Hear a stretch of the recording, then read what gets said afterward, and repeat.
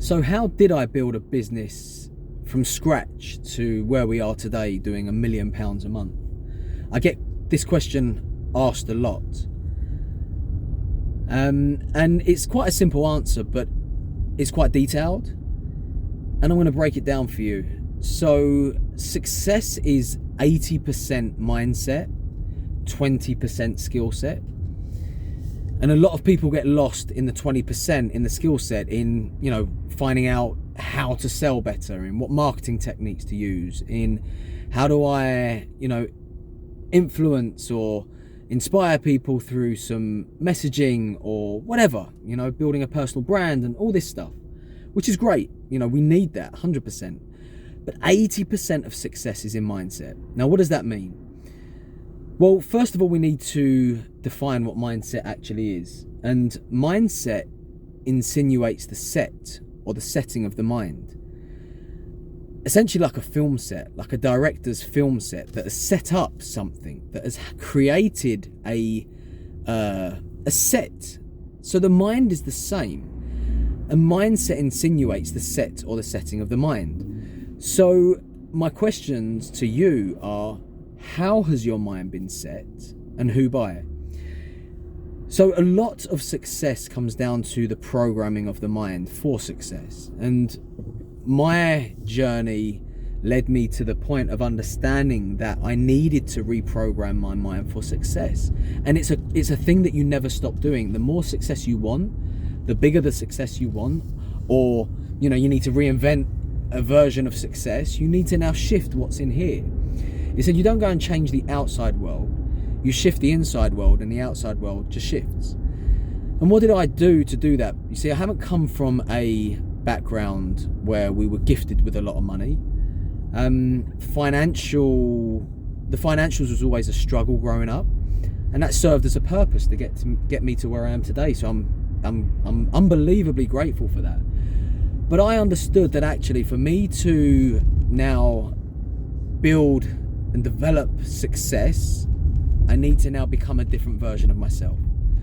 So what did I do to do that? A range of things, starting with reading books. So early on in my career, early on when I started my business journey, even before that, I picked up books like Rich Dad Poor Dad, Think and Grow Rich, The Richest Man in Babylon, How to Win Friends and Influence People. And those books just shifted my reference to what was possible. And for me, it's not for everybody, because I know reading isn't for everybody, but for me, reading books, especially at the time, at the start of my journey, was such a powerful thing, because essentially you've got somebody with 20, 30 years experience that has put the key parts of their experience in a 20, 30, 40, sometimes 200-page book. But for me, it was the most important thing as part of my journey. But then I continued that. So what did I do to reinforce those successes and keep reinforcing that? Because it's all about continual, consistent development. I started to listen to things whilst I was driving, getting ready, cooking, eating. I just constantly had things going off in the background. And one guy stood out for me, Tony Robbins' mentor, a guy called Jim Rohn. Jim was a powerhouse of wisdom, and Jim Rohn, he built the personal development industry back in the 80s and 90s. And I remember doing one thing when I was driving to work, to and from work. For 6 months straight, I would listen to Jim Rohn. I had a 6-box CD set, and I would put it on repeat, each CD for 30 days. And Jim had this amazing philosophy on life. He had this amazing worldview, and he had such amazing sort of nuggets of wisdom, of information. And essentially what happened was, by constantly putting that content on repeat, it bombarded my subconscious mind. Content like, don't wish it was easier, wish you were better. Don't wish for less problems, wish for more skills. What you have attracted up to now has been attracted to you by the person you've become. If you want more, you need to become a more attractive person. If you work harder on yourself than you do on your job, you can earn a fortune. And things like, don't stop studying merely because you've left school. Those that do are hopelessly doomed to a life of mediocrity. So for me, and it sort of like developed this hunger and desire to learn and know more. And Einstein said it best. He said, the more I learn, the more I realise I don't know, and the more I realise I don't know, the more I want to learn. So for me, it was that commitment to the growth mindset and consistently getting information, consciously deciding this is the information I want to put in my mind, and then bombarding my conscious mind with it so it seeped into the subconscious mind. Because really the subconscious mind is the thing. I don't know if you've heard of it. If you haven't, this is the most important bit to infiltrate when you're looking for success.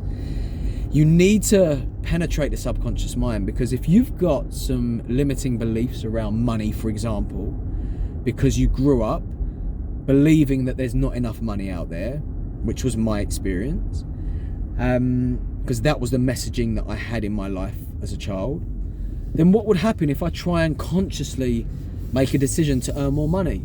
I would be at war with myself, consciously versus the subconscious. And it is said that the subconscious mind is 1,000 times more powerful than the conscious mind. So you might consciously make a decision or set a goal or something to pursue wealth or to get fit or whatever your version of success is. But if you don't go to work on a subconscious mind, which is, like I say, 1,000 times more powerful than your conscious mind, then you're going to be at war with yourself, and your subconscious mind is going to pull yourself back. You know, you see it a lot. People join the gym for a week, 2 weeks, they want to get fit, and then all of a sudden the bad habits kick in, and they stop going. It's the same is true with any form of success.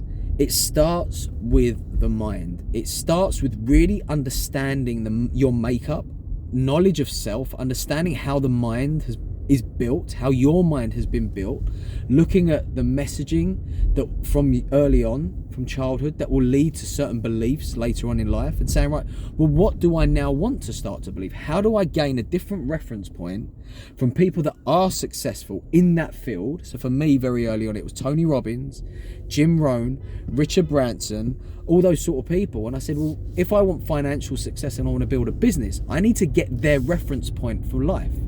So I started to learn their journeys, understand their journeys. I'm not interested in Branson for Branson, who he is today. I'm interested in the journey that made Branson. So I'm a student of success, of other people's success, of their stories. And I gain inspiration and insight into that. So if 80% of success is mindset, you have to be really, really, really conscious about the information you're allowing in, cutting out all the rubbish, and only allowing in that serves your version of success. You know, whether it's fitness and you want to study fitness, or health and you want to study health, who are the mentors that you now need to sort to now feed your mind, food for thought? Which then brings me on to the 20% of success. So once you've sorted that out, you now need to learn the 20% element, which is the skills you need to develop. How do you learn to sell?